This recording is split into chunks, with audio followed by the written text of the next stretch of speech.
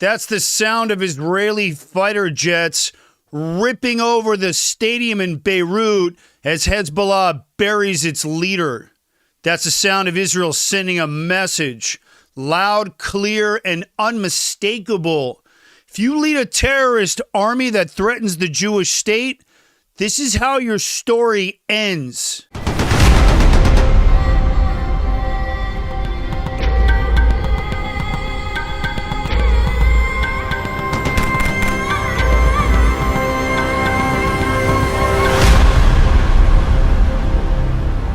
So for decades, Nasrallah was the face of Iranian terror in Lebanon, funding, training, and ordering attacks against Israel. But then 5 months ago, the IDF finally sent him to meet his 72 virgins in a pinpoint airstrike in Beirut. And now at his funeral, as 80 to 100,000 Hezbollah supporters gathered, chanting death to Israel, the IDF answered, but not with words, with a low-pass flyover. And just hours ago, Israel chose this moment to release the footage of how they assassinated Nasrallah. Have a look.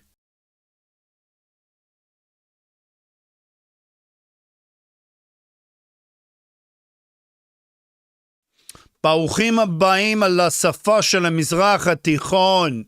Welcome to the language of the Middle East. This is what deterrence looks like. Peace through strength. Hezbollah thought their leader was invincible, hiding deep in an underground war room, but Israel tracked, targeted, and eliminated him with absolute devastation in September of 2024. This wasn't just an assassination. This was a strategic strike on Hezbollah's entire military leadership. And now as they mourn, Israel's making sure the world knows exactly what happened. This was Hassan Nasrallah's funeral held in Beirut today. Talking tens of thousands of Hezbollah supporters packed into the stadium in Beirut and the streets chanting same old tired slogans. Death to America, death to Israel. But this wasn't just a funeral. This was a war cry, a massive PR stunt by Iran's most dangerous proxy. And then, just as the ceremony was at its peak, boom, the roar of Israeli jet fighters ripping through the sky overhead, as if to remind Hezbollah exactly who runs the airspace over Lebanon. Now, I want to be clear. This wasn't just an intimidation stunt. We don't do that in Israel. This was a calculated move by the IDF, a flex of dominance, a way to remind Hezbollah, Iran, and the entire Mideast that Israel isn't just watching. It's controlling the battlefield from the entire airspace. And under President Trump, there's no more handcuffs on the IDF. They're operating with full freedom and the full support of the United States to defend Israel on its own terms. So let's talk about what makes this flyover so brilliant. This is what's called psychological warfare, and this is it at its finest right here. And counterterrorism, or combating terrorism, isn't just about bullets and bombs. It's about the mind, and it's about breaking the enemy before the fight even starts. And the IDF knows this, and that's why they used this funeral, Hezbollah's biggest propaganda moment, to finally flip the script. The IDF could have flown over Beirut at any time, but they chose this exact moment of Nasrallah supporters while they were in that stadium at its peak energy. And those loudspeakers were going off and they were ripping and ranting, calling death to everybody. And this wasn't some random air patrol. Carefully coordinated maneuver, and this was low enough to be seen, fast enough to be felt. No matter how many flags you wave, how many rockets you fire, Israel's untouchable, and the IDF owns your skies. This episode of the Aaron Cohen Show is brought to you by Merkava Coffee. This is the official coffee of the Aaron Cohen Show. When I served in the IDF, coffee wasn't just coffee, it was fuel. And in the special operations world, there were nights with no sleep, Missions that stretched for days and no room for mistakes.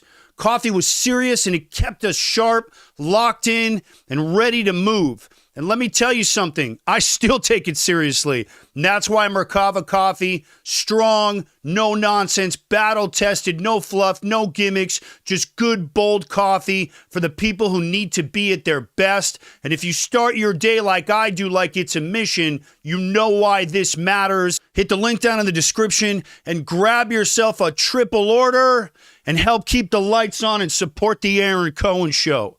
Appreciate you guys. I want to back it up a little bit. Right now, Hezbollah is in crisis mode. They have been for some time. Nasrallah wasn't just their leader. He was their icon. He was Iran's point man in Lebanon. And now he's gone. The IDF didn't just find Nasrallah. They knew exactly where he was and where his underground HQ was. Somebody talked, whether it was a mole working for Mosaad, inside Hezbollah, whatever, intercepted communications, or a very deep, layered, long-term infiltration. Israel cracked their security.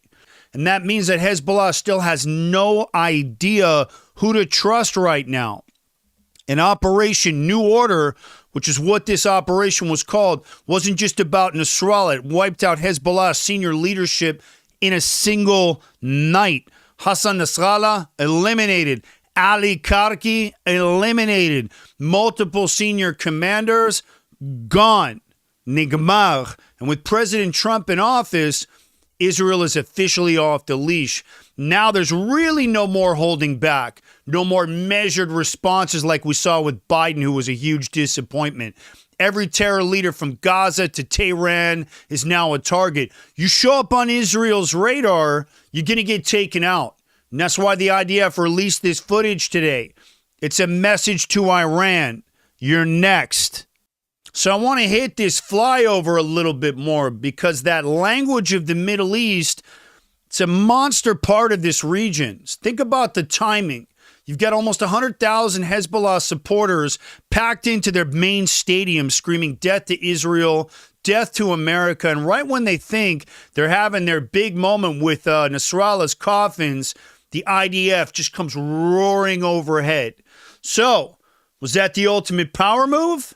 Imagine standing in the crowd, chanting like an idiot, Kamom Fager, and suddenly you hear the roar of Israeli F-16s slicing through that sky. Do you think they stood their ground? Or do you think some of them were looking for the nearest exit? Have a look back at the footage that I just dropped earlier.